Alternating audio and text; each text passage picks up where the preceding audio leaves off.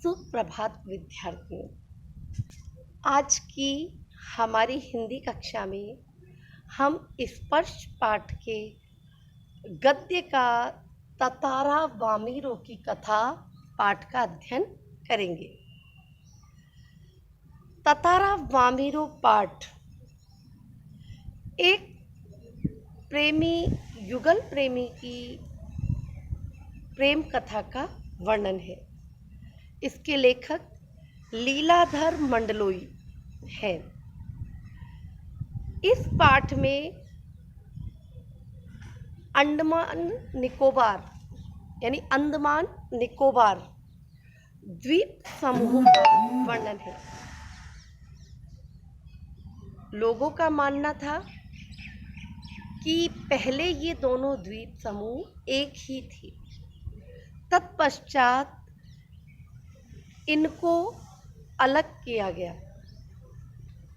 इसमें दो पात्र ततारा और वामीरो प्रमुख रूप से है।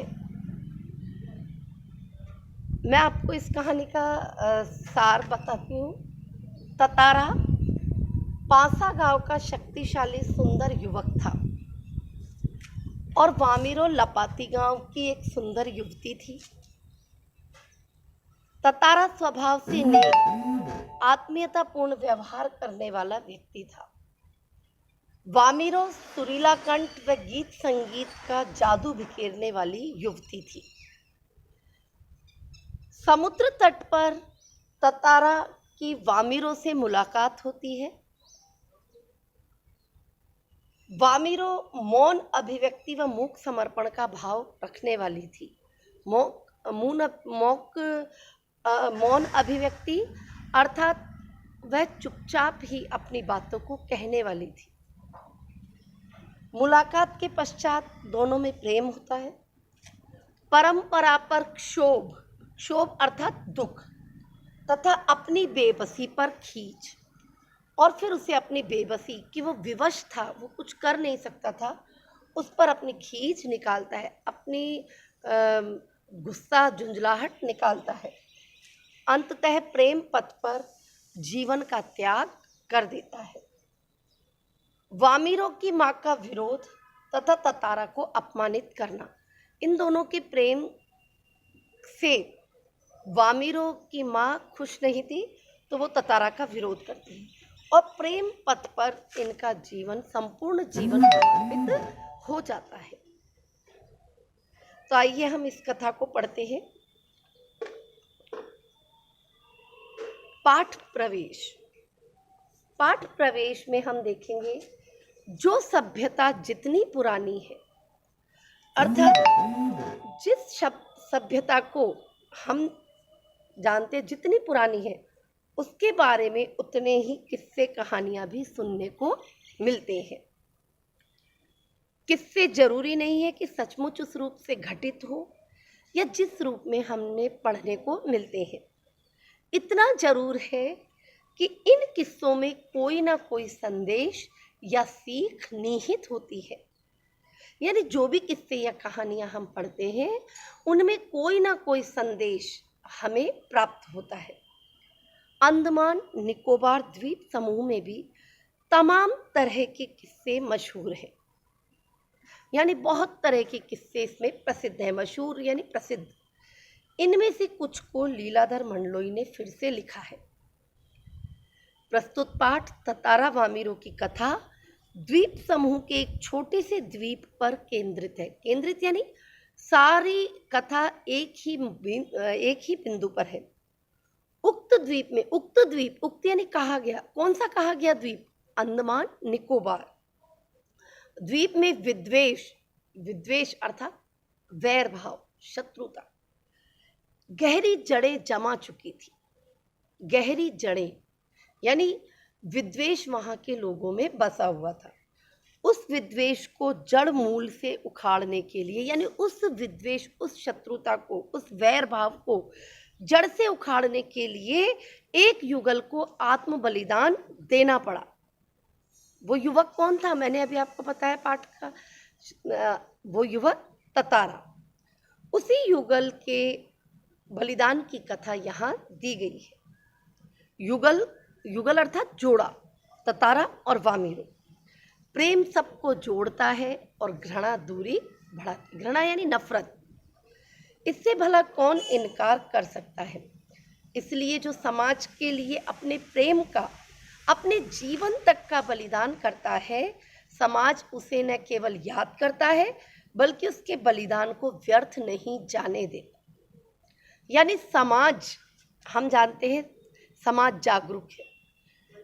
जो व्यक्ति बलिदान करता है तो उसका बलिदान व्यर्थ नहीं जाता, यानी उसका बलिदान युगों युगों तक याद किया जाता है। यही वजह है कि तत्कालीन समाज के सामने एक मिसाल कायम करने वाले युगल को आज भी उस द्वीप के निवासी गर्व और श्रद्धा के साथ याद करते हैं। यानी ततारा और वामीरो, इस युगल ने जो बलिदान किया उसको आज भी लोग याद करते हैं। मैं पाठ पढ़ती हूँ, आप सभी उसको ध्यान से सुने और कठिन शब्दों के अर्थ लिख लें। अंडमान द्वीप समूह का अंतिम दक्षिणी द्वीप है लिटिल अंडमान। यह पोर्ट ब्लेयर से लगभग 100 किलोमीटर दूर स्थित है। पोर्ट ब्लेयर जो उसकी राजधानी है उससे 100 किलोमीटर दूर स्थित है। इसके बाद निकोबार द्वीप समूह की श्रृंखला आरंभ होती है। श्रृंखला अर्थात कड़ी, जो निकोबार जनजाति की आदिम संस्कृति के केंद्र है। निकोबार द्वीप समूह का पहला प्रमुख द्वीप है कार निकोबार, यानी द्वीप समूह, द्वीपों का समूह का पहला द्वीप है कार निकोबार, जो लिटिल अंडमान से 96 अर्थात 96 किलोमीटर दूर है। निकोबारियों का विश्वास है प्राचीन काल में ये दोनों द्वीप एक ही थे। इनके विभक्त होने की एक लोक कथा है जो आज भी दोहराई जाती है। पोर्ट ब्लेयर से 96 अर्थात 96 किलोमीटर दूर है। सदियों पूर्व, यानी बहुत समय पूर्व, जब लिटिल अंडमान और कार निकोबार आपस में जुड़े हुए थे, तब वहां एक सुंदर सा गांव था। उस गांव के पास में एक सुंदर और शक्तिशाली युवक रहा करता था। उसका नाम था ततारा। ततारा निकोबारी उसे बहुत प्रेम करते थे। ये निकोबार द्वीप का है तो निकोबारी उसे बहुत प्रेम करते थे। ततारा एक नेक और मददगार व्यक्ति था। सदैव दूसरों की सहायता करने के लिए तत्पर रहता था। कौन तत्पर रहता था? ततारा। तो ये ततारा की अगर पूछे कि ततारा में कौन सी ऐसी विशेषताएं थी जिसे लोग उसे प्यार करते थे, तो आएगा ततारा एक नेक और मददगार व्यक्ति था। सदैव दूसरों की सहायता के लिए तत्पर अर्थात तैयार रहता था। अपने गांव वालों की ही नहीं अपितु समूचे द्वीप वासियों की सेवा करना अपना परम कर्तव्य समझता था। उसके इस त्याग की वजह से वह चर्चित था। सभी उसका आदर करते, वक्त मुसीबत में उसे स्मरण करते, वह भागा भागा वहां पहुंच जाता। दूसरे गांवों में भी पर्व त्योहारों के समय उसे विशेष रूप से आमंत्रित किया जाता। किसे आमंत्रित किया जाता? ततारा। उसका व्यक्तित्व तो आकर्षक था ही, साथ ही आत्मीय स्वभाव की वजह से लोग उसके करीब रहना चाहते थे। आत्मीयतापूर्ण व्यवहार था, यानी सभी से बहुत अपनापन रखता था। आत्मीयतापूर्ण, सभी से अपनापन। पारंपरिक पोशाक के साथ वह अपनी कमर में सदैव एक लकड़ी की तलवार बांधे रहता, यानी वह हमेशा पारंपरिक पोशाक पहनता था और अपने कमर में एक लकड़ी की तलवार को बांधे हुए रहता था। लोगों का मत था बावजूद लकड़ी की होने पर उस तलवार में अद्भुत दैवीय शक्ति थी। अद्भुत यानी अनोखी, दैवीय यानी भगवान शक्ति थी। किसमें? उस तलवार में। वो तलवार किसकी थी? लकड़ी की। उसे कौन मानता था? ततारा। ततारा का आकर्षक व्यक्तित्व तो था ही, पर वह हमेशा अपनी कमर में लकड़ी की तलवार बांधे रहता था। और लोगों का क्या मत था उस तलवार के प्रति? कि इसमें एक अद्भुत दैवीय शक्ति है। ततारा अपनी तलवार को कभी अलग नहीं होने देता, उसका दूसरों के सामने उपयोग भी नहीं करता था, किंतु उसके चर्चित साहसिक कारनामों के कारण लोग बाग तलवार में अद्भुत शक्ति का होना मानते थे। ततारा की एक तलवार विलक्षण रहस्य थी। अब आ जाए कि ततारा की तलवार का क्या रहस्य था। ततारा की तलवार को ततारा कैसे उपयोग में लेता था, तो इसका वर्णन आ जाएगा कि वह हमेशा अपनी कमर में एक लकड़ी की तलवार बांधे रहता था। लोगों में यह विश्वास था कि इसकी तलवार में एक दैवीय शक्ति है। वह कभी भी तलवार का उपयोग दूसरों के सामने नहीं करता था। एक शाम ततारा दिन भर के अथक परिश्रम, अथक यानी बहुत ज्यादा परिश्रम के बाद समुद्र किनारे टहलने निकल पड़ा। सूरज समुद्र से लगे क्षितिज तले डूबने को था। सूरज समुद्र से लगे, क्षितिज आकाश के तले में यानी आकाश से नीचे डूबने वाला था। समुद्र से ठंडी बयार, बयार अर्थात हवा आ रही थी। पक्षियों की सायंकालीन चहचहाटे शनई शनई अर्थात धीरे धीरे क्षीण होने को थी, अर्थात नष्ट होने को थी। उसका मन शांत था। विचारमग्न ततारा समुद्री बालू पर बैठकर, बालू अर्थात रेत, समुद्री रेत पर बैठकर सूरज की अंतिम रंग बिरंगी किरणों को समुद्र पर निहारने लगा। यहाँ देखिए समुद्र किनारे का कितना सुंदर वर्णन किया है कि सूरज समुद्र से लगे क्षितिज तले डूबने को था। समुद्र से ठंडी बयार हवा आ रही थी। पक्षियों की चहचहाटे धीरे धीरे क्षीण अर्थात कम होने लगी थी। उसका मन शांत था।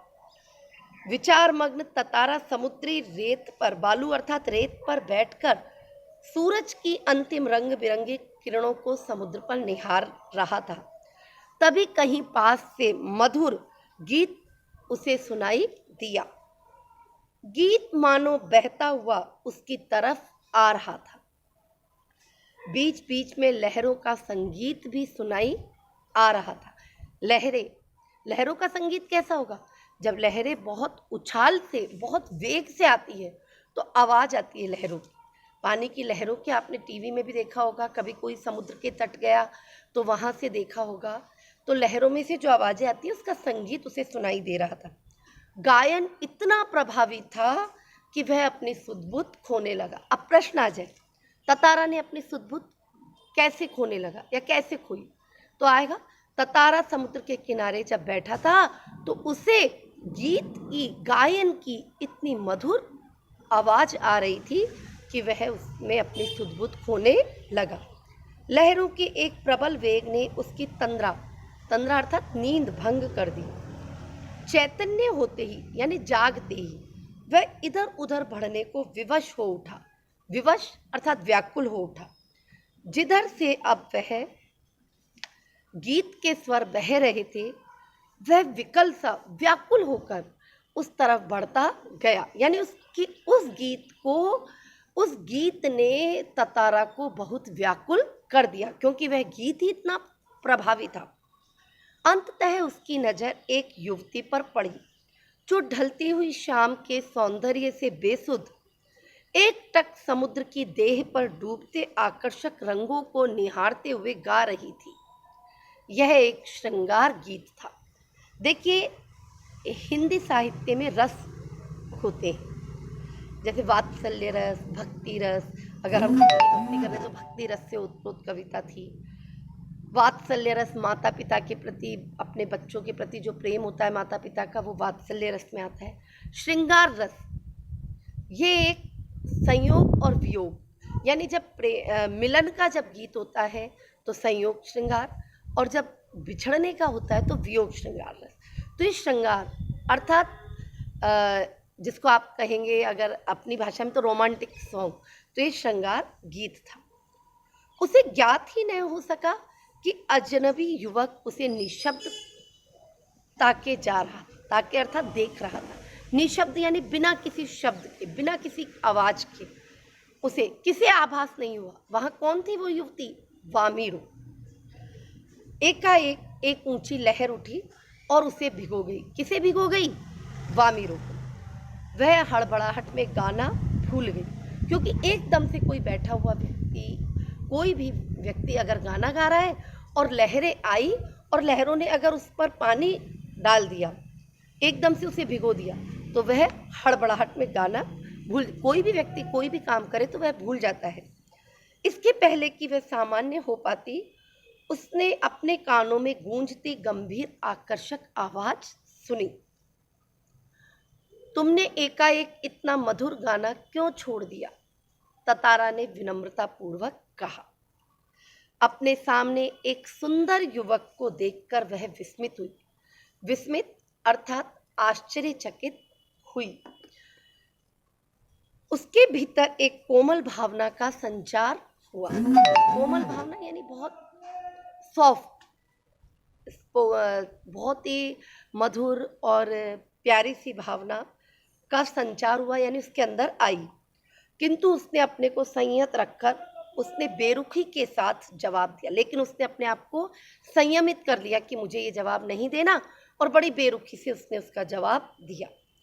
पहले बताओ तुम कौन हो?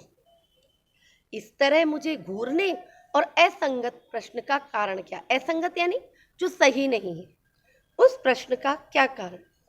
अपने गांव के अलावा किसी और गांव के युवक के प्रश्नों का उत्तर देने के लिए मैं बाध्य नहीं हूँ। बाध्य नहीं, मैं बंधी हुई नहीं हूँ, यह तुम भी जानते हो। ततारा मानो सुध बुध खोए हुए था। सुध बुध यानी वह तो केवल एक वामीरो के गीत में ही अपनी सुध बुध खो गया था, तो उसे तो कुछ होश ही नहीं था। जवाब देने के स्थान पर उसने अपना प्रश्न दोहराया, यानी उसे कुछ पता ही नहीं कि वामीरो क्या कह रही है, वह तो केवल अपनी ही सुध बुध में था। तुमने गाना क्यों रोक दिया? गाओ, गीत पूरा करो। सचमुच तुमने बहुत सुरीला कंठ पाया है, यानी कंठ यानी गला। यह तो मेरे प्रश्न का उत्तर नहीं हुआ, वामीरो ने कहा। सच बताओ तुम कौन हो? लपाती गांव में तुम्हें कभी नहीं देखा। लपाती गांव की कौन थी? वामीरो। और ये पासा गांव का एक युवक था। ततारा मानो सम्मोहित था। सम्मोहित यानी उस पर मोहित हो गया, उस पर आसक्त हो गया। उसके कानों में युवती की आवाज ठीक से पहुंच ना सकी। उसने पुनः विनय किया। विनय यानी प्रार्थना की, विनम्रता की। तुमने गाना क्यों रोक दिया? गाओ ना। मतलब उसके दिमाग में एक ही प्रश्न था कि तुमने गाना क्यों रोक दिया। युवती झुंझला उठी, वह कुछ सोचने लगी। अंततः उसने निश्चय पूर्वक एक बार पुनः लगभग विरोध करते हुए कड़े स्वर में कहा, ढीठता की हद है। अर्थात ढीठता कि मैं इतनी बार तुमसे एक प्रश्न पूछ रही हूँ, तुम उसका उत्तर नहीं दे रहे तो ढीठ हो, यानी कहना ही नहीं सुन रहा है। मैं जब आपसे परिचय पूछ रही हूँ और तुम बस एक ही राग आलाप रहे हो, यानी कि एक ही बात को बार बार पूछ रहे हो। गीत गाओ, गीत गाओ, आखिर क्यों? क्या तुम्हें गांव का नियम मालूम नहीं है? इतना कहकर वह जाने के लिए तेजी से मुड़ी। कौन कह रहा है ये बात? वामीरो किसको कह रही है? ततारा को। ततारा को मानो कुछ होश आया, उसे अपनी गलती का एहसास हुआ। वह उसके सामने रास्ता रोककर खड़ा हो गया और गिड़गिड़ाने लगा, मुझे माफ कर दो, जीवन में पहली बार मैं इस तरह विचलित हुआ हूँ। तुम्हें देखकर मेरी चेतना लुप्त हो गई। चेतना अर्थात होश। मैं तुम्हारा रास्ता छोड़ दूंगा, बस अपना नाम बता दो। ततारा ने विवशता में आग्रह किया। उसकी आंखें उस युवती पर केंद्रित थी। युवती अर्थात वामीरो पर। उसके चेहरे पर सच्ची विनय थी, सच्ची विनम्रता थी। वामीरो, एक रस घोलती हुई उसके कानों में आवाज गई। जब बहुत आग्रह किया तो उसने नाम बता दिया, वामीरो। वाह मीरो, कितना सुंदर नाम है, कल भी आओगी ना यहाँ? ततारा ने याचना भरे स्वर में कहा। याचना अर्थात प्रार्थना, भरे स्वर में कहा।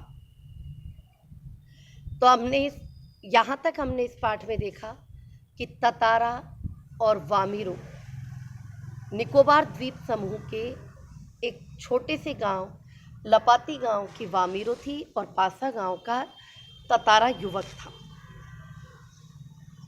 ततारा एक साहसी युवक था, आत्मीयतापूर्ण व्यवहार करने वाला व्यक्ति था, सदैव लोगों की सहायता करने वाला व्यक्ति था। लोग उसे बहुत पसंद करते थे। उसके आकर्षक व्यक्तित्व के साथ साथ वह अपने पारंपरिक पोशाक को पहनता था तो अपनी कमर में एक लकड़ी की तलवार बांधे रहता था। लोगों का मानना था कि इस तलवार में एक अद्भुत दैवीय शक्ति है। जो भी कोई कार्य करता है ततारा, वह उसी तलवार के माध्यम से करता है। ततारा कभी भी अपनी तलवार का उपयोग लोगों के सामने नहीं करता था।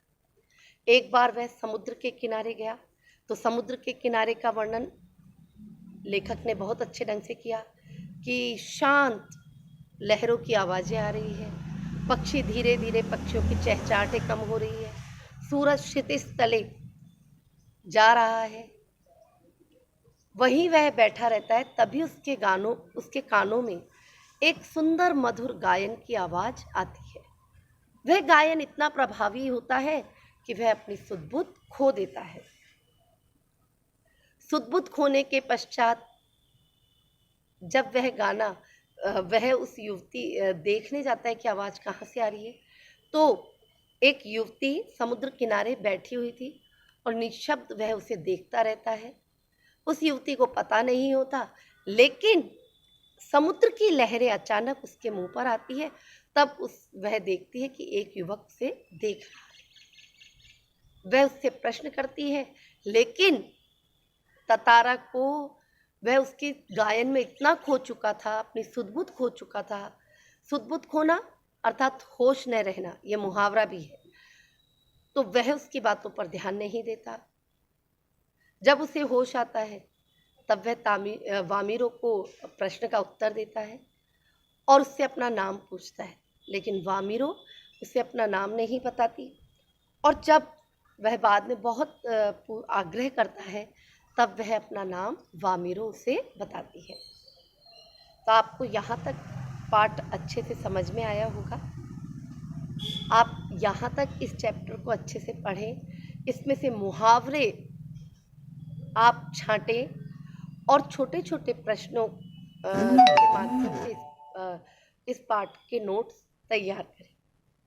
अगली क्लास में हम फिर आपसे मुलाकात करेंगे।